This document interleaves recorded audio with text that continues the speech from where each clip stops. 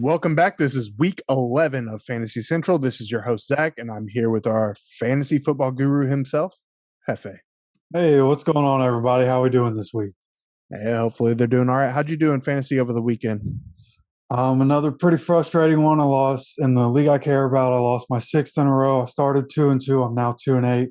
Basically, no chance to get to the playoffs. So I'm just trying to play spoiler. I would have won this week had I picked up the Steelers defense because they were playing the Lions, and the Falcons offense had been rolling. So I wanted to sit the Cowboys defense after what happened to the Broncos or with the Broncos, and then, of course, Pittsburgh comes out, ties with the Lions. Their defense gets me 6 points. Cowboys defense sitting on my bench ends up with 25 points. So if I would have played them, I win. But that's how fantasy goes. You got to play the right people. Yeah, that's like how the whole entire season is going, not just in fantasy. It's a wild year, man. I thought last year was wild. This year's pretty crazy.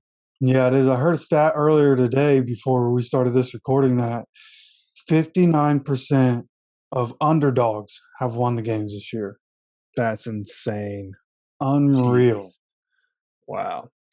All right, well, we are going to switch it up a bit this week, kind of speed things along. Today's show is only going to take about 30 minutes or so, so we'll get you the information you need to dominate and clinch that playoff spot, primarily because we had such a great conversation, I should say, on the Horsemen Pro Football Talk podcast. We ended up going later than we normally do. I would definitely recommend you guys check that out. It was a very good conversation. And since we're kind of hitting the big time now, no big deal. We air back-to-back every Thursday at 4 p.m. Eastern Time on WUBI Live Radio. We only have a 2-hour allotment to squeeze in both shows, so we're going to cut out some bullshit today. We're going to get to the point. If you want some more in-depth analysis or you're looking for exclusive premium content, don't delay. Head on over to horsemansports.com right now. See what I did there? I was just telling somebody the other day, that is one of the funniest movie moments of all time. Yeah, it is. I love that movie, man. Yeah, it never gets old. So today, Hefe's going to run down his top 10 running backs, receivers for the week. We're going to leave out the waiver wire picks. It's pretty self-explanatory on that. By now, you should know enough on who you need to be picking up if you're in need of somebody. We're almost to the end of the regular season. Come on, guys. Let's get it together. Let's do it. We're going to finish up today's show with some surefire startums and situms that's almost guaranteed to benefit your squad this week. So stick around. Let's do it. Broncos, Rams are the only teams on the bye this week. Who are you putting your sights on and expecting to really ball out this week with the running backs, Hefe? So this week, starting at number 10, it's going to be Austin Eckler for me, going up against Pittsburgh, who's actually fifth in the league against running backs. But we just saw what DeAndre Swift did against him, and it's a copycat league. So I expect Eckler to do a lot. Mike Williams has kind of been phased out, and that offense is being covered up. Keenan Allen, Austin Eckler should both have nice games here. Austin Eckler is going to come in at number 10 for me this week. Number 9 here is going to be DeAndre Swift, coming off of a big game. A lot of rushing yards, which is I expected him to have, big passing game, but they didn't need that. He ran the ball. He ran the ball well. He's one of the best backs in the league, arguably a top 5 guy. If he was in a better situation, we would definitely be talking about him as a maybe even a top 3 running back in the league, going up against Cleveland, who in terms of fantasy is 11th against running backs. And look, DeAndre Swift is the only real playmaker for the Lions. So week to week, he's going to get the ball a lot, and that's going to come with a lot of production. And I think he can land a top 10 finish. I have him at number 9 this week. Number 8 is going to be David Montgomery, going up against the Ravens, who are 21st against running backs. Derek Wolfe out for the season. That's a big blow for the run game. That defense has not been great because they have so many injuries this season. And Montgomery looked great in his first game back from his injury, and reclaim that backfield. And with the threat of Justin Fields running the ball, it should continue to have more of an effect when it comes to running before contact and get an extra yard or two, which should help his production overall. So I have David Montgomery at number 8 this week. Okay, I could get down on David Montgomery and Austin Eckler. I have Montgomery on both of my fantasy teams. He's definitely going to be in there this week. I do have to disagree with the DeAndre Swift play here. I actually have him on my sit list for the week. Look, he's a beast. I get it, but the Lions' offense is absolutely garbage, and they're only averaging 16 points a game. This week, they're playing a top 5 run defense, statistically speaking. I know that's not against fantasy backs. I think you said they were Cleveland's 11th against the running backs? Yep, that's right. So they're 11th against the running backs, but when it comes to stats, they are a top 5 run defense. So they're more than capable of shutting down any kind of back. Swift has that upside through the passing work, but because the Lions' offense is so bad, to me, I don't know. If you have him, play him. But that's only because he's going to be capable of getting you so many points, not like a high ceiling, maybe in the teens. But I don't know, man. It's hard for me going against a top 5 run defense like the Cleveland Browns. So if it were me, I personally, if I had a better option, a better play, I would go with that instead of DeAndre Swift. Yeah, and you kind of mentioned it, the passing game work that I expect, because I expect Detroit to be down for much of this game. So that passing game work is what I think will vault him up and maybe, garbage time touchdown because, again, he's their only playmaker. So if anybody gets in the end zone on that team, I imagine it'll probably be him. Fair enough. All right. We'll keep it moving. Move on to number 7. All right. Number 7 here is going to be Myles Gaskin. A surprise to my top 10 here, but he's taking that backfield and he's taking control of it. Early in the season, it was week to week. You didn't know who was going to be the lead guy, but they finally got back to using Myles Gaskin the way we were seeing him being used last year when he was fantasy relevant. And the Jets are the worst team in the league against running backs. So Myles Gaskin, whether it's through the pass game or on the ground, which I expect him to have a big game on the ground in this game, Myles Gaskin should be a top 10 guy. I have him at number 7. Yeah, I seriously considered putting Myles Gaskin on my start list this week. I only didn't because of how disappointing he has been, and I think that the Dolphins are actually going to rely heavily on the outside passing game this week because the Jets secondary is just that bad. So I have Jalen Waddle on my start list. I'll get to that later.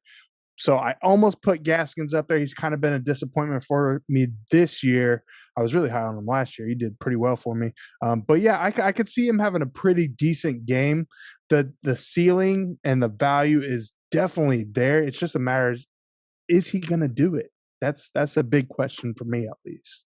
Yeah. Week to week, that's definitely the question with him. How many snaps is he going to get? But I think the last couple of weeks have been pretty telling, and he's been producing for the most part with the touches that he's getting. So I think he's a pretty safe player. Heard that. All right. He is Myles Gaskin's number 7 there. Let's move on to number 6. Number 6 is going to be Jonathan Taylor, a guy who is actually finally past Derrick Henry. Derrick Henry is no longer the number 1 running back in fantasy after 2 weeks of not playing. But Jonathan Taylor is number 1. Austin Eckler is the next active player at number 3, and there's about 40 points in between them. So I wanted to have JT higher here. But going up against Buffalo, their defense is for real. And so it's going to be a very tough matchup. But being number 6 against Buffalo would be pretty nice. And look, if the Colts have any hope of winning this game, they're going to have to rely on the best player on that football team, and that's Jonathan Taylor. It's, again, a tough matchup, which limits the potential. I wouldn't expect a 30-point game. I really wouldn't even expect a 25. I could see him getting, 18 to 22, somewhere in that range because of his passing game value. But with all the usage that he gets, the fact that I believe they're going to lean on him in this one because they have to win this game, then I think he's going to be a top 10 play yet again. Comes in at number 6 for me. Yeah, I agree. It's a very, very, very tough matchup. This Bills defense is absolutely ridiculous. But Jonathan Taylor is arguably the second best running back in the entire NFL. And if the Colts have any chance of winning this game, they have to rely on Jonathan Taylor. They have to establish a run. They have to give him touches because they're not just going to be able to go out there with no run game and just start airing the ball out. That's not going to happen. So yeah, I don't know if I would put JT in the top 10, but the volume that he will have, he is more than capable of being in the top 10. You know what I mean? Yeah, for sure. So, yeah, I don't know. It's a really tough matchup. Like you said, the Bills are the best against running backs, but the Colts have to give him the ball. They will give him the ball. And he's the type of dude, as my old high school football coach said, players make plays, and Jonathan Taylor is a fucking player. Yep, and he has arguably, now that they're healthy, the best offensive line in football blocking for him. True that. All right, moving on to number 5. All right, cracking into the top 5. This was an easy choice for me to put him here. It was A.J. Dillon going up against Minnesota this week, who's 22nd in terms of fantasy against running backs. And with no Aaron Jones, that's going to be no problem. Like, if you watch the game after Aaron Jones went out of that game, nobody's one-on-one tackling A.J. Dillon. I don't care who you are. Like, you could line up Calais Campbell, giant ass across from A.J. Dillon. There's no way Calais Campbell's one-on-one tackling this dude. He's a massive human being. He has a lot of power, and he's going to be able to just create. He could get hit 2 yards into running the ball and fall forward and get a 5-yard rush. So at some point, he's going to get into the end zone. When they get, 3, 4, 5 yards away, they're handing him the ball and getting him into the end zone. So he was an easy top 5 pick for me this week. A.J. Dillon coming in at 5. Go ahead. Yeah, I was just gonna say, well, 2 things, because I got A.J. Dillon on my start list too. But first thing is, for everybody out there who have not like actually paid attention to just how big Calais Campbell is, please go look at some pictures of this man, because he is a fucking monster. I didn't know how big he was until I was watching one of the games this year, and they showed like a side by side of him and like some other dude. I don't know, it's probably like another defensive lineman or whatever. But this dude is like 6'8", man, Yeah. monster. Like 6'8", 320 pounds, and agile. Yeah, absolutely insane.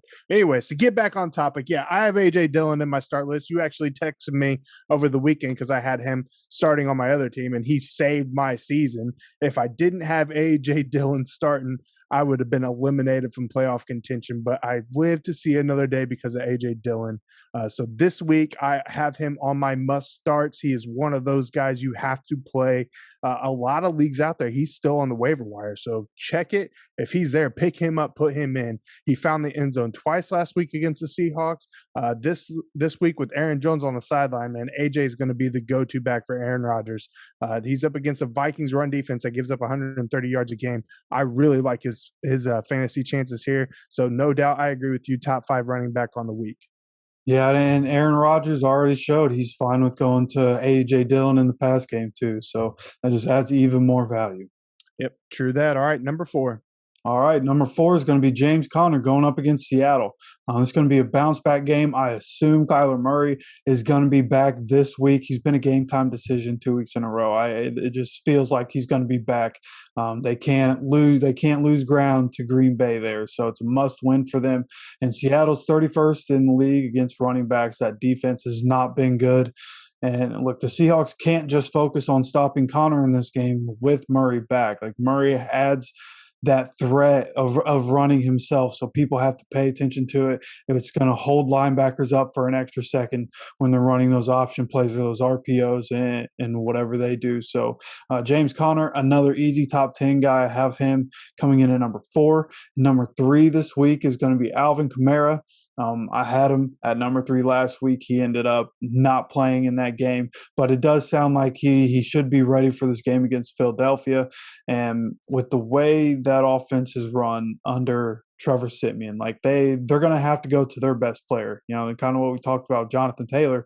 The Saints have to use Alvin Kamara in a heavy dose because If they want to stay in that top 7 of the NFC and stay in that playoff picture and continue to control their own destiny, they're going to have to use Kamara, and the Eagles can't stop running backs. We talk about it most weeks.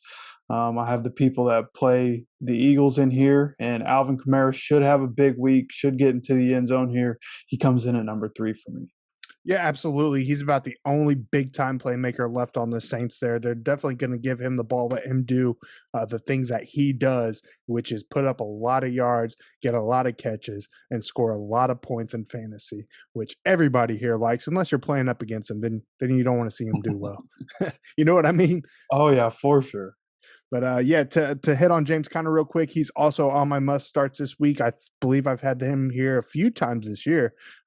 He has scored 6 touchdowns in the last 4 games and has scored double-digit fantasy points in 7 of his last 8. Most of that is with Chase Edmonds also putting up double-digit fantasy points. Chase Edmonds is no longer there. He's on the IR. So James Conner is the go-to guy in Arizona. This huge favorable matchup against the Seahawks. Seahawks are complete garbage. So I really like James Conner there, and I like that you have him in your top 4. So I like the play. I like Alvin Kamara up in there, and that puts us at number 2. Number 2 this week is going to be Naji Harris going up against the Chargers. Kind of like the Eagles, whoever plays the Chargers every week is probably going to make this list, especially Najee Harris. He's already a top 5 running back most weeks. He maybe even top 3. And the Chargers are 26 in terms of fantasy against running backs. Big Ben probably going to be out, which means Mason Rudolph, they're already preparing him to start again on Sunday. And so Najee Harris should get a lot of touches in this game. I wouldn't be going to get the ball every fucking play. Pretty much, yeah. Even with Chase Claypool maybe coming back this week, I think the Steelers are going to be down in this game against the Chargers. Najee should see a lot of targets, but they're also going to run the ball because the Chargers can't stop it. So, Mike Tomlin is going to do what he has to do to win the game and stay in the playoff picture, especially after tying the Lions. They're going to be very prepared in this game, and he's going to use his best players. So Najee Harris should have a fine game here. I wouldn't be surprised if he has a 30-point outing and comes in at number 2 this week. But number 1, and by God, he's back. It's CMC going up against the Washington football team, who's actually 16th in the league against running backs, but CMC does everything. And with him being all the way back, the last time we saw Cam Newton as a starter for the Panthers, CMC was the highest scoring fantasy player of all time. And Cam is back as a starter. And look, just like we talked about with David Montgomery and James Conner, the quarterback's running ability is going to open things up for the running back. It's going to open everything for the offense as a whole. But we know Christian McCaffrey, he just have 10 catches in this last game. He was good as a runner. Washington doesn't have a great defense. I don't think they're going to be able to replicate what they did against the Bucs to the Panthers here, especially as it revitalized as the Panthers looked last week against the Cardinals. So I think it's going to be a huge game for CMC, probably a touchdown, maybe 2, a bunch of catches, a nice amount of rush yards. It's going to be a vintage CMC game. He's going to be my number 1 running back this week. Yeah, I can't argue with either one of those, Najee Harris or Christian McCaffrey. They're definitely must starts, must plays every single week. That's why I leave them off my list almost every week, because you got them, you're going to play them. So I agree there. Let's run down Jeffe's top 10 real quick. Number 10, Austin Eckler. Number 9, DeAndre Swift against the Browns. Number 8, David Montgomery against the Baltimore Ravens. Number 7, Myles Gaskins against the New York Jets. Number 6, Jonathan Taylor against the Buffalo Bills. Number 5, A.J. Dillon against the Minnesota Vikings. Number 4, James Conner against the Seattle Seahawks. Number 3, Alvin Kamara against the Philadelphia Eagles. Number 2, Najee Harris against the Los Angeles Chargers. And number 1, the man is back, Christian McCaffrey against the Washington football team. Okay, there is Jeffe's top 10 running backs. We'll flip on over and do the wide receivers, and we will start with, as always, number 10, and we are going to have a nice disagreement on this one. Yeah, I thought we would, because this is another, tough matchup. It's Michael Pittman Jr. against Buffalo, and Buffalo is also first against wide receivers, just like they are against running backs. Their defense is for real. And it's a scary game as a Colts fan for sure. How will the offense do? But just like you have to get the ball to Jonathan Taylor, they're going to have to force feed Michael Pittman in this game. And Michael Pittman has shown that he can get open. He has shown that he can make contested catches. So as good as this defense is, if they want to win, they're going to have to get this guy the ball, and he can go up and make a play. So, I don't think it's going to be, a big 25-point game. Top 10 for receivers, all he has to get is about 17 points. I think he can do that because he's probably going to get some end zone targets. If they want to win, their stars are going to have to score in this game. So I see him getting a touchdown, maybe, a modest day, 5 for 60 and a touchdown kind of day. But again, they have to get him the ball. So he's a top 10 for me. All right. So we're kind of on the same page here. I will agree with a lot of what you said. Is he going to be a top 10 receiver on the week? I don't think so. I personally have him on my sit list. I think there's other value to be had. However, if you don't have that value on your team, that better play, Michael Pittman, definitely get him in. Will he find the end zone? I think he will. But I also believe that the Bills, who have the absolute best secondary in the entire NFL, who have only given up 6 passing touchdowns on the year, who only give up 190 passing yards a game, will make it a point to stop the Colts' best wide receiver. I just don't see the target share that we've come accustomed to knowing with Michael Pittman over the last few weeks being there this game. Thus, I don't see the receptions, the yards, or the fantasy points, and him being valuable enough to start over other options this week. So a little bit of disagreement. I think he will put up some points, but I think there are definitely better plays out there. I don't think he's going to hit the top 10. So we're kind of on the same page, but kind of not, Yeah, for sure. And there's definitely an argument both ways with Michael Pittman Jr. I could definitely see why you would want to sit him. It'd be something I'd think about. Again, tough matchup, but he comes in at number 10 for me this week. My number 9 guy here is going to be Jamar Chase going up against the Raiders, who are actually 6th against wide receivers, but that defense has been pretty suspect over the last couple weeks. That whole team has not looked good over the last 2 weeks. And look, the Bengals are coming off of a bye week and 2 bad losses, so the Bengals have to come out and be aggressive and really put it on the Raiders. I think they're going to embarrass the Raiders, who as a team has gone through anything and everything off the field, and it appears to be very distracting and disheartening for the team. Everything seems to be going wrong for them lately.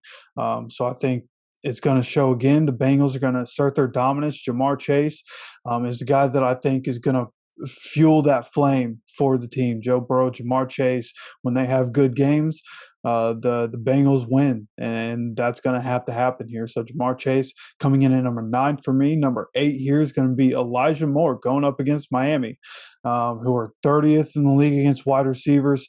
And there's a tough matchup when you talk about the Dolphins. It's a tough matchup on the outside when they have Howard and Jones. But Elijah Moore does a lot of his work from the slot for the Jets. So I think he's going to see a big target share in this game. And he's, over the last few weeks, been making plays, especially if they're down in games and they have to pass even more.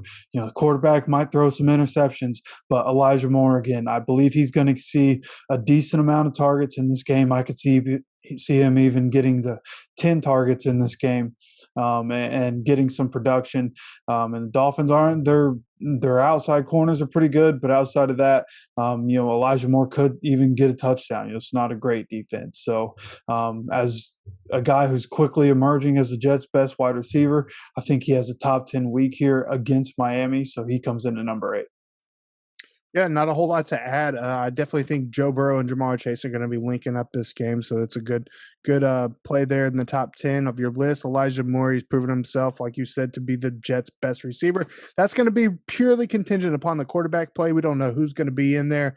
Presumably, it's going to be Mike White. However, the Jets fan base was calling for Joe Flacco last week, so who knows? One of those two guys can get in there as long as they have a solid game, Elijah Moore should get the targets and the receptions there. So I can definitely see him being in the top 8 or top 10 this week, I should say.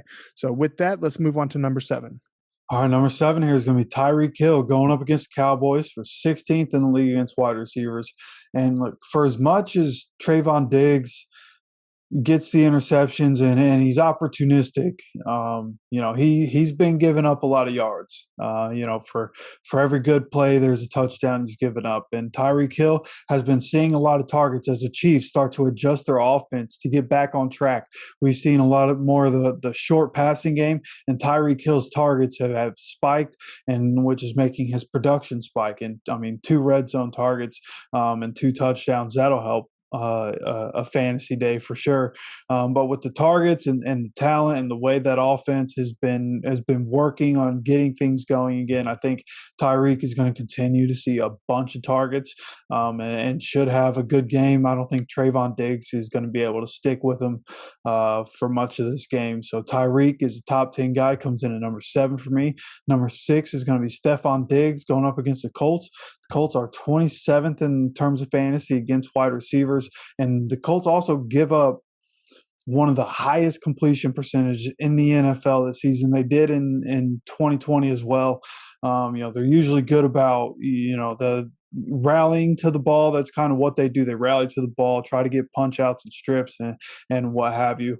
But because the Colts allow such a high percentage of passes completed, Stefan Diggs is going to benefit from that. And I think Stefan Diggs, he's so talented, he's so good. And I watch every Colts game. Stefan Diggs, it just feels like he's going to have a big game for the Bills. It's also a game the Bills need to win, especially at home. They're going to want to prove themselves against another team that's at least in the playoff hunt. And they're in the AFC. So Stefan Diggs should have another big week after, I believe, he was the number 1 wide receiver in week 10, coming in at number 6 for me in week 11. Yeah, another interesting fact about the Colts secondary, which I hate to admit this, they have given up the most passing touchdowns on the season. Did you know that? No, I didn't, but that doesn't surprise me because Colts are really good in the run game, but that pass game has been suspect. Yeah, I'm embarrassed to admit that. I hope the Colts correct that issue, being a Colts fan myself. But so the Colts giving up big plays left and right all season long. Stefan Diggs is one of the best receivers in the game, so I expect him to at least score 1 touchdown if he doesn't get in the end zone twice this game. Tyree Kill, Stefan Diggs, definitely top 10 players almost every single week. You have them at number 7, number 6, and that puts us here at number 5. Our number 5, this was another easy one. Keenan Allen going up against Pittsburgh, who has had a suspect secondary all year long. They're 18th in terms of fantasy against wide receivers. And look, when you talk about the target share plus the talent plus no Mika Fitzpatrick for that defense, it sounds like a big game for Keenan Allen. And I expect him to get a touchdown with his target share, probably 7, 8 catches, 80, 90, 100 yards, whatever it may be. But it feels like he's a lock for the top 5, probably not number 1 because I think they're going to be up in that game and at some point won't need to pass so heavy. But I could definitely see him getting into the top 5 because he scores. He comes in at number 5. Number 4 is DJ Moore going up against a Washington football team who is 31st in the league against wide receivers. And I already mentioned that I don't think Washington can replicate what they did against the Buccaneers in week 10. So DJ Moore with the new energy injected into the offense, CMC being all the way back. Everybody believes in Cam Newton and having Cam Newton and Christian McCaffrey, like those two open up everything for the offense. I think Cam Newton's going to be fine in that offense. I think he's going to be a fine passer, and DJ Moore is going to be back to being a fantasy rock star. I'm kind of hopeful. Because he's on my team. I'm just a big DJ Moore guy. I've liked him for a couple years now, so I think he can be that guy. We saw it earlier this year. I think it comes back to him being one of the best wide receivers in fantasy football. He's my number 4 option this week. Number 3 here is going to be Marquis Brown going up against Chicago, who's 28th in the league against wide receivers. And look, the Ravens have no run game outside of Lamar Jackson, which is pretty good run game. They still get 100 yards because of it. But he's their only run threat right now. And so he's having to make magic happen in the pass game. They stumbled a little bit on it.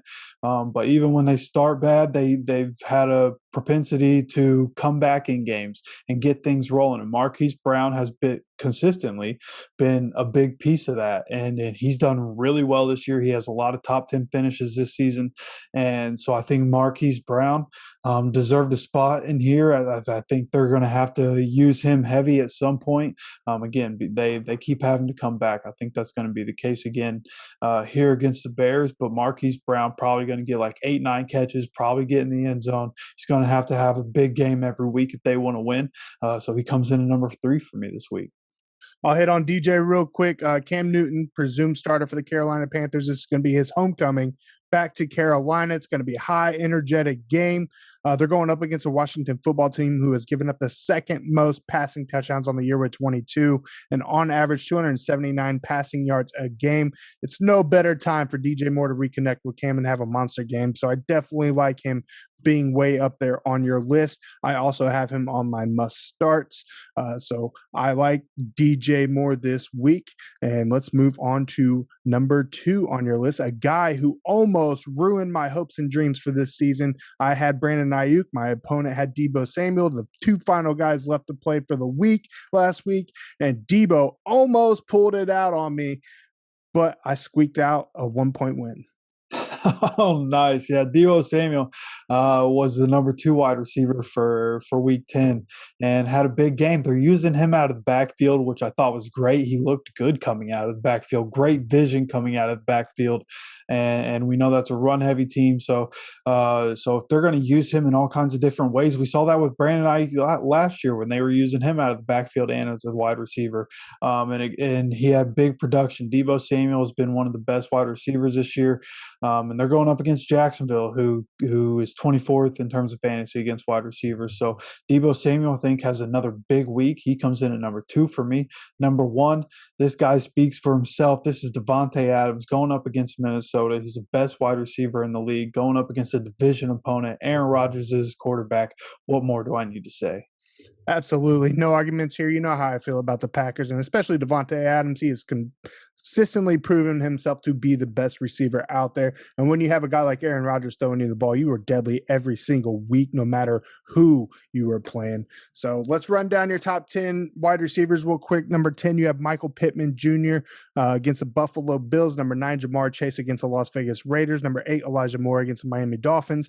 Number 7, Tyree Kill against the Dallas Cowboys. Number 6, Stefan Diggs against the Indianapolis Colts. Number 5, Keenan Allen against the Pittsburgh Steelers. Number 4, DJ Moore against the Washington football team.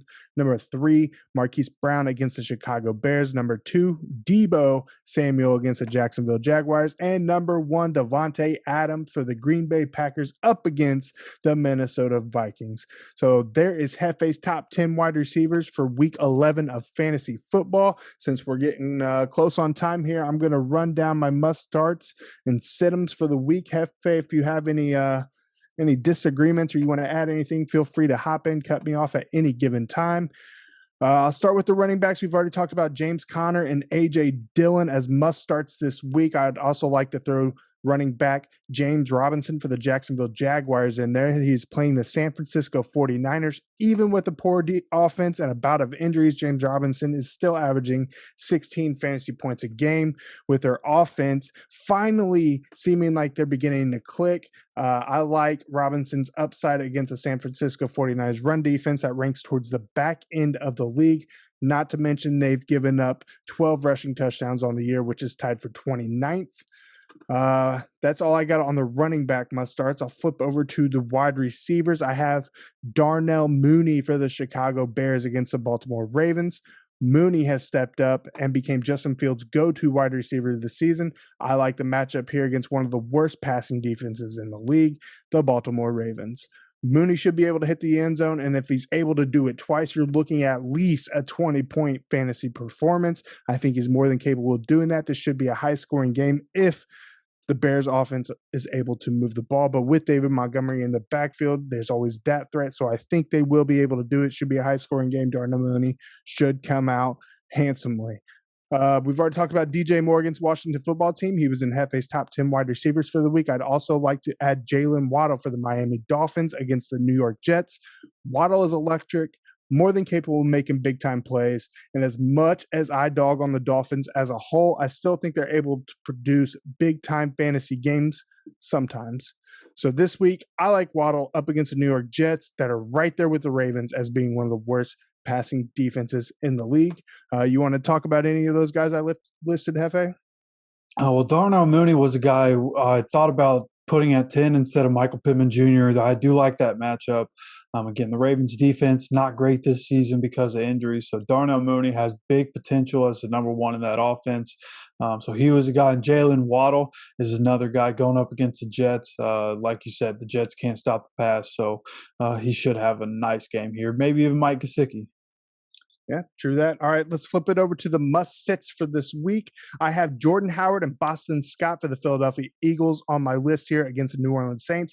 No surprise the Eagles like to run the ball, but it mostly comes from Jalen Hurts. So with two running backs splitting the carries, plus going against the New Orleans Saints, who currently have the best run defense in the league, giving up only 72 yards a game and 6 rushing touchdowns on the season. Stay away from this duo. I don't like either one of them this week against the Saints. I also want to throw in Sequon Barkley against the Tampa Bay Bucks. Sequon is possibly back from injury, but I just cannot trust him, to be honest with you. Nor can I trust the Giants' offense under Jason Garrett. Throw in the fact that the Bucks have the second best run defense in the league, even with Barkley's ceiling and passing game upside. I just can't do it this week. I know you tend to feel differently about that. So what do you think, Jefe? So I do agree with the Eagles running backs. You hit the nail on the head with that one. Saquon, I'm starting him. I'm freaking 2-8. I finally got my number one running back. I'm starting him, but I don't feel good about it. The Bucks are always trouble in the run game. So, and I've heard he's probably going to split carries with Booker in his first game back. So, don't expect a lot from Saquon this week. All right. We've already talked about Michael Pittman for the receivers. I want to throw in one more name out here. Well, it's kind of a group of guys, but I'm going to throw out Deontay Johnson for the Pittsburgh Steelers against the Los Angeles Chargers. The Steelers' offense is just bad. Even if Big Ben was playing, which he may not be due to COVID, I wouldn't play a Steelers receiver. Maybe Chase Claypool, but that's debatable, while Mason Rudolph is under center, taking snaps against a top 5 Chargers secondary. Naji Harris, yes, because he's going to get the ball damn near every single play this game. But Deontay Johnson or anyone else on the outside, probably not. What do you think? The only Steelers wide receiver I would think about playing is Ray McCloud. You'd play Ray? Yeah, just as a flex option if I needed to, because last season when Mason played, we saw Ray McCloud have some good games, and he did it again. That feels like one of those guys that they throw in the lineup because he's on the second team with Mason, and that's probably a guy he has some rapport with. So Deontay, again, no. With Mason at quarterback, I'm not playing any of the other receivers except for maybe Ray McCloud. Interesting. Very interesting. All right. Well, that's all we got for you guys this week. We told you to be short, sweet, to the point. We cut out all that bullshit again. If you want to get more in-depth analysis, head on over to horsemansports.com. You can find it there, exclusive premium content. You want to say anything before we get out of here, Jefe? No, but I think we pretty much covered it for this week. Good luck, everybody. All right. We appreciate you all tuning in. Hopefully, Jefe and I were able to provide you with some insight to help get you an advantage in your fantasy league. Head on over to our website, horsemansports.com. We got a special limited time Founders Edition available. You do not want to miss out on that. That's horsemansports, all one word.com. As always, special shout out to our WUBI Live listeners for tuning in. You can catch the Horseman Pro Football Talk podcast and Fantasy Central on WUBI Live every Thursday at 4 p.m. Eastern Time. Back to back, baby. The app is available for download in your app store, or you can visit WUBI.live for more information. Good luck to you all this weekend. We'll see you next week, and Cheers.